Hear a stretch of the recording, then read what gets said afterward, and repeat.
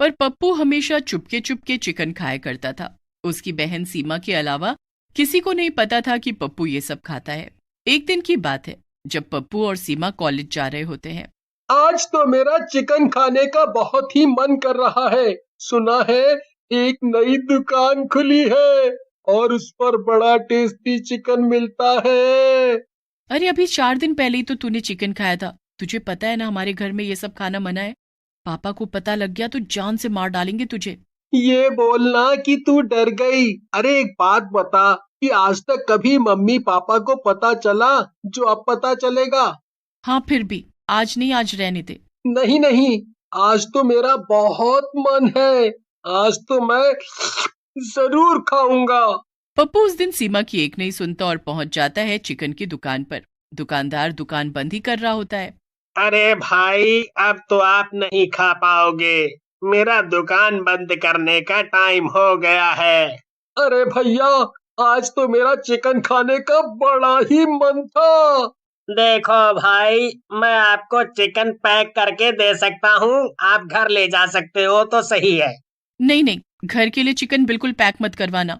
पिछली बार भी तू पकड़ा जाता पर मैंने तुझे बचा लिया था। अरे तो मैं सबके सोने के बाद ही खाऊंगा ना।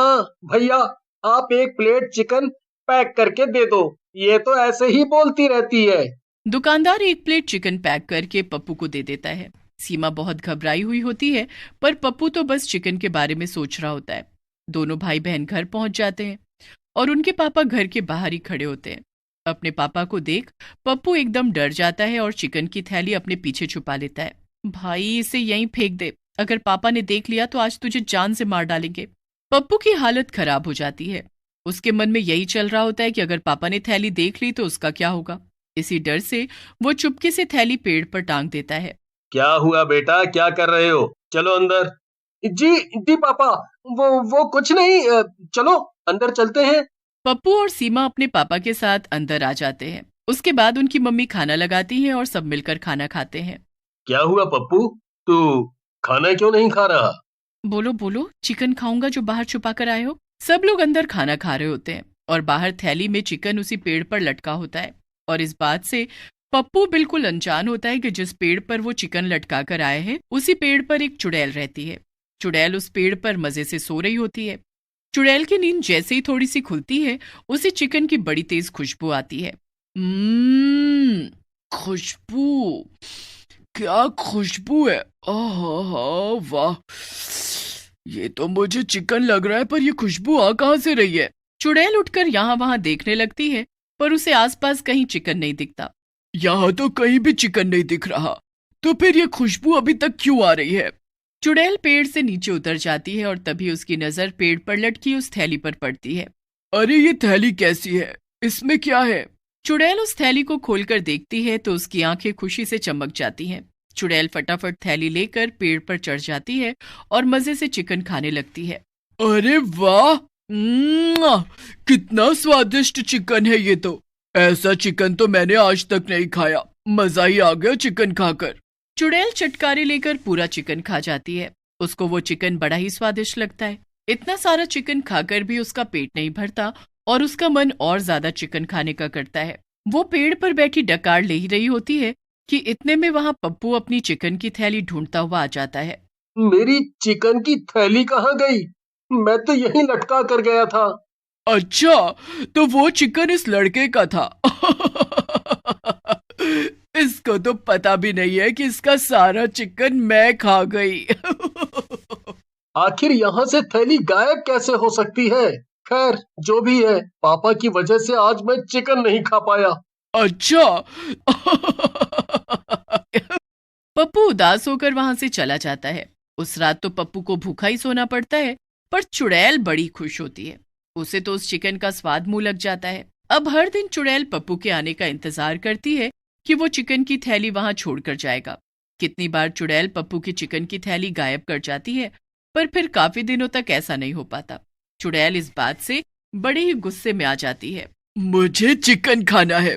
इस लड़के के भरोसे तो लगता है मैं ऐसी ही रह जाऊंगी। मुझे पता लगाना होगा कि ये चिकन लेकर कहां से आता है। अब मुझे खुद ही जाकर ढूंढना पड़ेगा। एक दिन चुड़ैल पप्पू के पीछे लग जाती है और उस चिकन की दुकान पर पहुंच जाती है।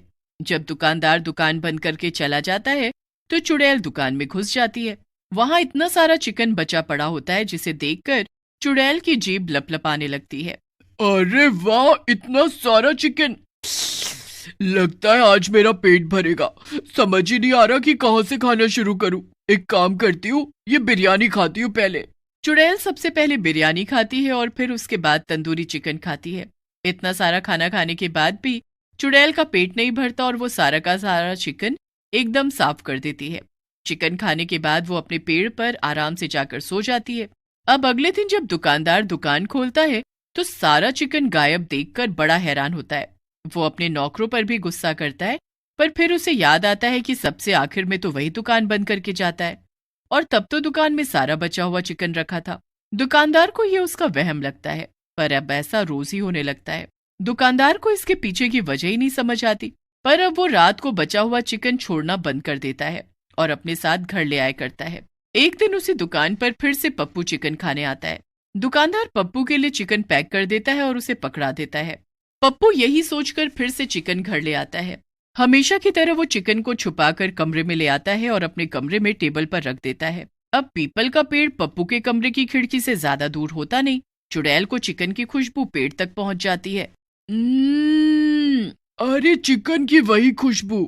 लगता है वही लड़का चिकन लेकर आया है। चलो अच्छा हुआ, आजकल वो दुकान वाला रात को चिकन ही नहीं छोड़ता दुकान में।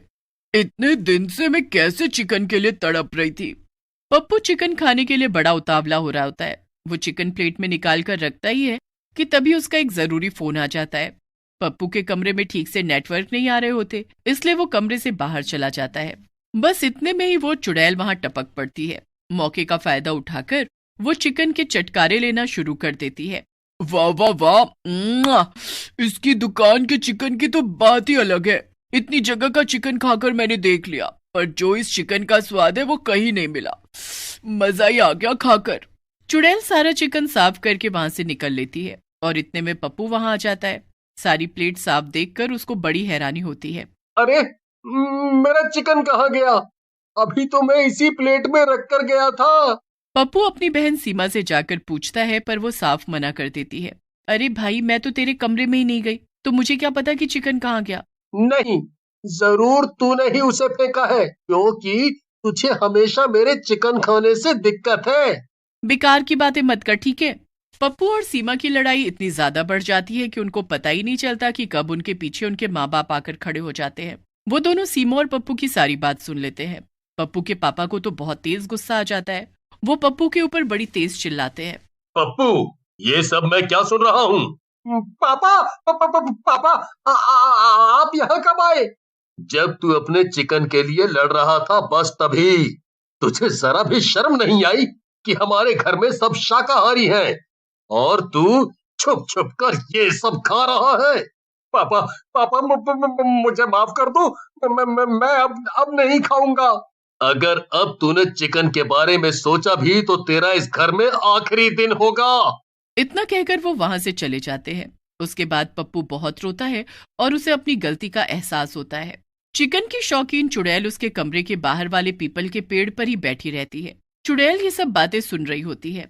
अरे अब तो इसने चिकन खाना ही छोड़ दिया। अब मैं क्या करूं? अब तो मुझे कहीं और अपने चिकन का इंतजाम करना पड़ेगा। चुड़ैल उस रात कहीं और दूसरे पेड़ पर चली जाती है। उस पेड़ के सामने वाले घर में एक ऐसा परिवार रहता है जिसके घर रोज चिकन बनता ही बनता है। बस फिर चुड़ैल के तो मजे ही आ जाते हैं। बस फिर चुड़ैल मजे से चिकन खाती है और वहीं रहती है।